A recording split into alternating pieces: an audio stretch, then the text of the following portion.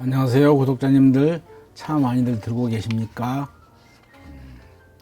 좋은 보이차가 만들어지기 위해서는 여러 가지 조건들이 있습니다. 뒤에서도 곧 설명하겠지만은, 그런데 실제로 보이차를 사서 드시는 것들은 소비자들이고, 그래서 소비자들의 입장에서는 보이차의 보관이라고 하는 문제는 온통 우리들의 몫입니다. 소비자의 몫이기 때문에 소비자 입장에서는 가장 관심이 큰 부분이 보이차의 보관의 문제죠.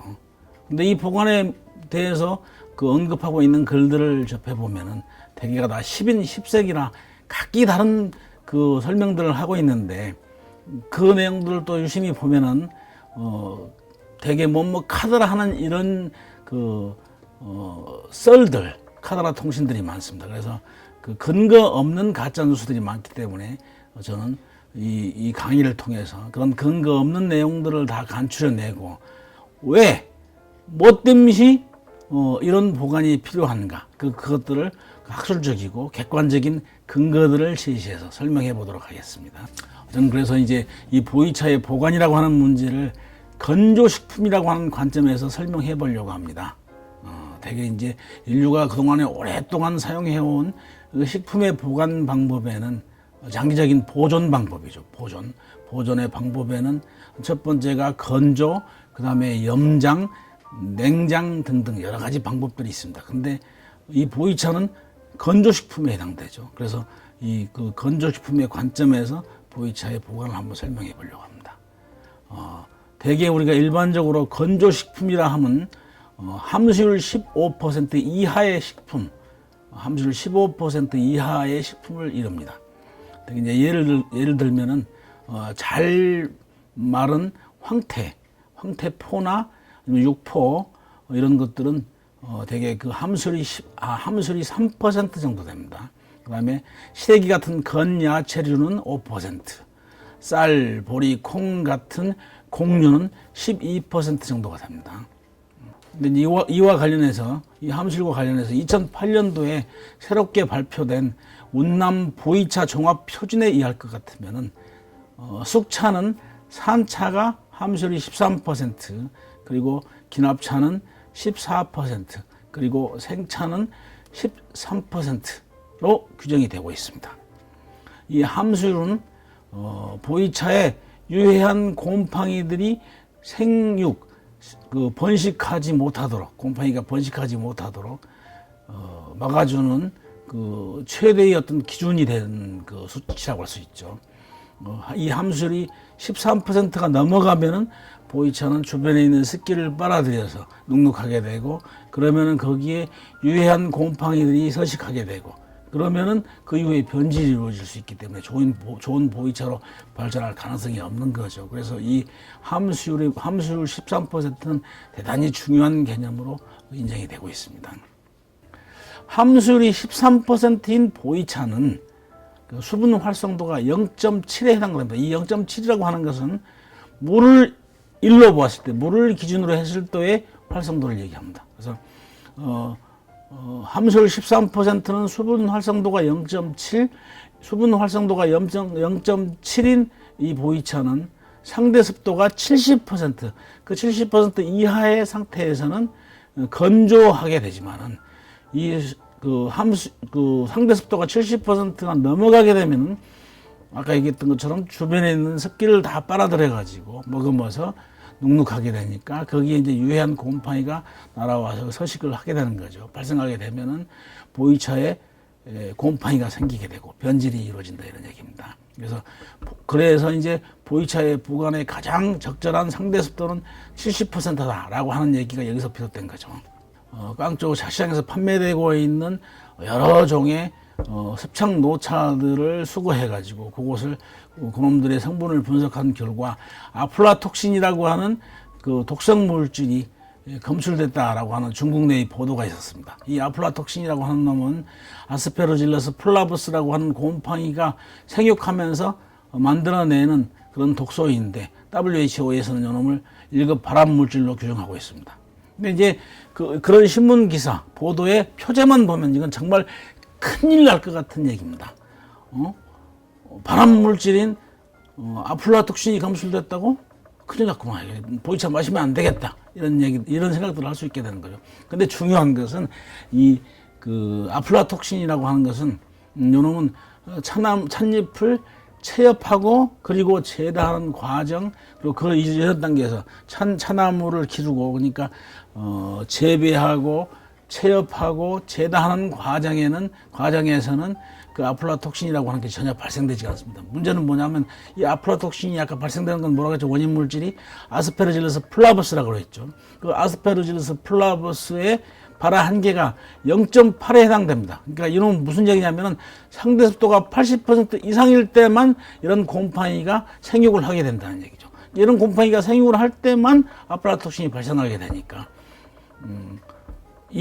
그 아플라톡신의 발생 문제는 무조건 보이차의 보관 과정과 관련된 문제죠. 그러니까 차나무, 찻잎, 그리고 제다 과정에서 전혀 문제가 없다는 얘기죠. 근데 이제 어떤 사람들 보니까 전에 어떤 분들이 그 SNS 상에서 보이차 절대 드시지 마세요. 보이차, 내 주변에 어떤 사람들이요, 보이차 마시고 암이 걸렸어요. 보이차 마시면 다 암 걸려 죽는데요. 이런 무책임한 얘기를 하는 것을 제가 직접 본 적이 있습니다. 그래서 그분과 몇 번 쪽지를 통해서, 댓글을 통해서 그 얘기를 주고받고 나눈 적이 있었는데, 정말 그 근거 없는 이런 그 험악한 가짜 뉴스들이 너무 많이 범람한다는 얘기죠. 그러니까 결국 이 문제는 우리가 아플라톡신이 왜 발생되는지가, 이런 근본적인 내용을 알게 되면은 전혀 걱정할 문제가 없다는 얘기죠. 그럼 방금 했던 얘기들 정리 한번 해볼까요? 이 아스페르 플라버스의 발화 한계는 0.8이다. 근데 문제는 보이차의 수분 활성도는 0.7이기 때문에 보이차는 그 상대 습도 70% 이하에서만 보관하면 전혀 문제가 생기지 않는다는 얘기죠. 함수율이 13%가 넘어가면은 그때는 이제 그 유해한 곰팡이가 생기기 때문에, 그 함수율 13% 이하, 그러니까 다 바꿔서 얘기하면 상대 습도 70% 이하의 상태에서 보관하면은 전혀 아스페르질러스 플라버스는 서식할 수가 없다. 그러면은 아플라톡신은 전혀 발생할 이유가 없다라는 얘기죠. 그래서 우리가 보통 이제 건창 보이차의 기준을 잡는 것이 상대 습도 70%를 잡는데, 이 근거가 바로 여기서 비롯된 거라는 얘기죠. 수분 활성도를 이해하면은 제대로 그 개념이 이해가 될 것이라고 믿습니다. 근데 문제는 왜 그러면은 이렇게 위험한 그런 기준을 잡아놨냐? 녹차는 보통 같은 차류지만은 그 녹차의 수분 활성도는 0.5에 해당됩니다. 0.5에 해당되기 때문에 녹차는 아주 안전빵이죠.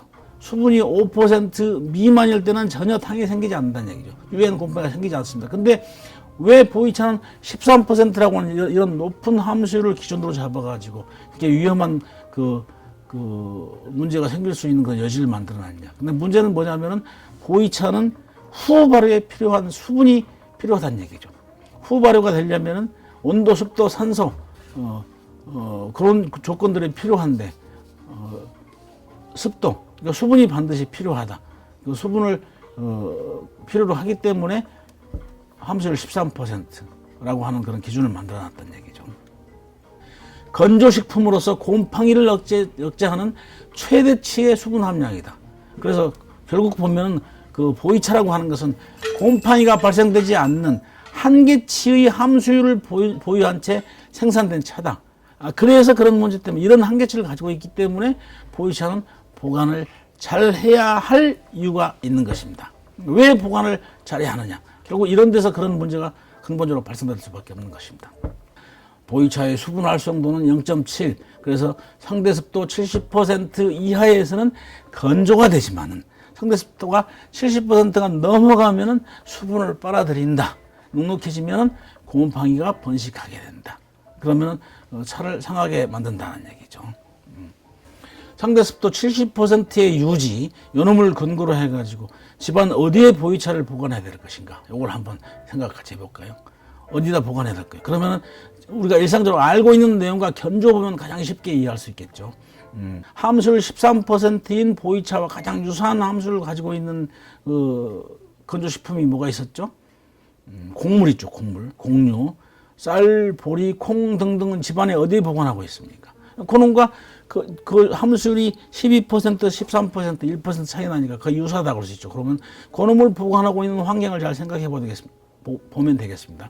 집안에 쌀을 대개 어디에 보관합니까? 일단 습도가 높지 않는 곳이 좋습니다. 습도가 높지 않고, 그 다음에 직사광선이 비치지 않는 곳, 햇빛 비치지 않고, 잡냄새 없고, 통풍이 잘 되는 곳. 대개 이런 정도면 그 곡류를 집안에서 보관하는데 좋은 환경을 얻을 수 있습니다.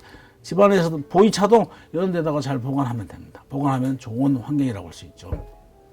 근데 문제는 이런 환경이라도 집안에서 보관 가능하면 그 기류가 있는 곳을 권하고 싶습니다. 공기의 흐름이 있는 곳을 선택하는 것이 좋다.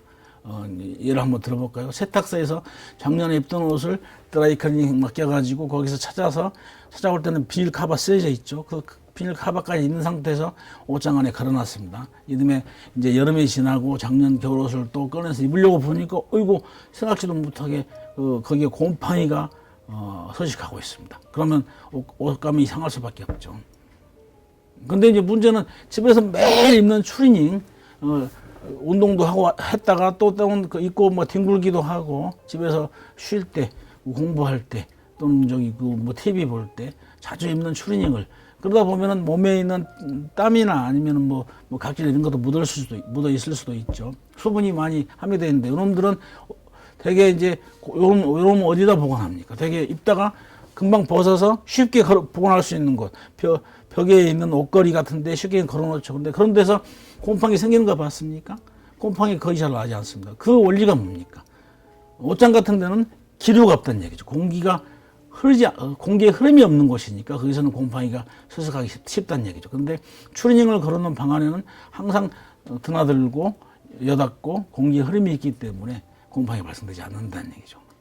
이런 관점에서 장식장에 보관할 때도 보이차를 유리문이 있는 그런 폐쇄된 장식장보다는 개방된 책장 같은 게 더 낫겠죠.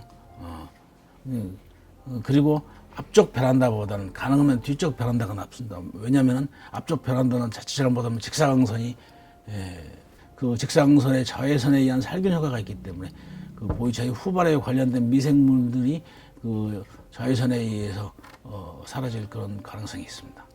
그리고 이제 보이차 보관할 때는 가능하면 잡냄새에 유의해야 되겠죠. 왜냐하면 찻잎은 흡수성이 굉장히 강합니다. 주변에 있는 모든 냄새를 다 빨아들입니다. 냉장고, 화장대, 방향제가 놓여 있는 곳, 그리고 가능한 또 어떤 공간에는 집에서 뭐 향을 피우는 분들도 있습니다. 향을 피우는 곳 아니면 법당에 그 불상 부근에 향을 피우는 곳 이런 데들은 피워줘야 되겠죠. 어떤 분이 80년대 제 아는 그 스님께서 80년대에 노차라고 가져와서 간평을 요청했던 적이 있는데 차는 아주 좋은 찻잎으로 만들어진 고급의 차였는데 그 차를 보는 순간 이미 종이에도 향 냄새가 배어 있지만은 그런 향들은 코로 맡을 때는 상당히 즐거운 기분이 들게 만들어주죠.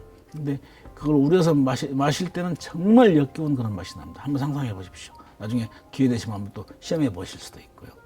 이런 것들이 지금 이 얘기들은 일반적인 보이차의 보관과 관련된 내용들이고 거기서 우리가 주의해야 될 점들, 피해야 될 점들을 언급한 것이고 이것들이 과연 숙차에도 똑같이 적용될까요? 근데 그건 꼭 그렇지만 않습니다. 똑같지는 않으니까 왜? 지금 했던 얘기들이 생차와 관련해서는 생차는 후발효체이기 때문에 미생물에 의한 후발효 그리고 후산화가 필요하기 때문에 생차에는 완전하게 적용될 수 있지만 숙차는 이와 무관한 완성품의 차이기 때문에 완성된 차 발효 과정에서 차 속에 남아있는 그런 숙미가 남아있을 수 있습니다. 그래서 숙차는 후발효나 후산화를 위한 환경 조성보다는 그것보다는 어디에 더 방점을 두어야 되냐. 통풍과 그리고 건조, 공기가 잘 유통되는 곳 그리고 습도가 높지 않은 곳에 보관해 두면 숙미 제거와 그리고 식품의 안정성 측면에서 대단히 유용하다라고 볼 수 있습니다. 또 어떤 분은 또 이런 질문도 해요. 선생님, 생차하고 숙차를 우리 집에 같이 뒀는데 괜찮을까요? 뭐 집에 차가 몇 편이 있습니까? 물어보면 어떤 사람은 생차 한 편, 속차 한 편 있는데요. 생차 한 편, 속차 한 편 차 가지고 있으면서 보관에 그렇게 고민할 필요 있을까요? 크게 문제되지는 않습니다. 물론 그 발효 과정이 다르고 발효 원리가 메커니즘이 좀 다르기 때문에 어느 정도 생차의 향이나 맛이 향 같은 게 숙차의 향이 생차의 영향을 어느 정도 줄 수는 있겠죠. 그래서 가장 바람직하다면은 따로따로 숙차는 숙차끼리 생차는 생차끼리 따로따로 보관한다면 가장 좋겠지만 같은 용기에 둔다거나 같은 포장재로 포장한다든가 이런 것들은 피해주면 좋겠죠. 또 어떤 사람은 또 이제 그러면서 이런 또 고민도 가지고 있어요. 항아리를 구해 가지고 생차와 숙차를 같이 넣어두면은 숙차는 발효가 완성된 차니까 발효차니까 그 속에 있던 발효균들이 생차로 옮겨 붙어 가지고 생차의 발효가 훨씬 더 활성화될 수 있다. 이런 얘기를 하는데 이건 완전한 근거 없는 썰들에 해당됩니다. 개뻥이죠. 요거 한번 생각해 보세요. 메주 위에다가 콩자루를 얹어놨다고 생각합시다. 그럼 메주 위에다 콩자루 얹어놓으면 콩자루가 생콩이 메주가 됩니까? 말도 안 되는 얘기죠. 근거 없는 얘기들입니다. 항상 과학적으로 생각하고 합리적으로 의심하고 그리고 객관적으로 설명할 수 있는 그런 내용들을 주변 사람들한테 전파해야 되겠습니다. 이 보이차의 보관에 관한 문제는 아까도 언급했지만 오롯이 소비자들의 몫이니까 여러분들의 입장에서 내 입장에서 내 환경에서 거기에 맞는 보관 방법들을 찾아내는 것이 중요하죠. 그래서 이 보관의 문제는 소비자 입장에서 가장 그 중요한 문제이기 때문에 조금 이따가 7강에서 다음 편에 조금 더 이어서 몇 가지 더 보충해 보도록 하겠습니다. 감사합니다.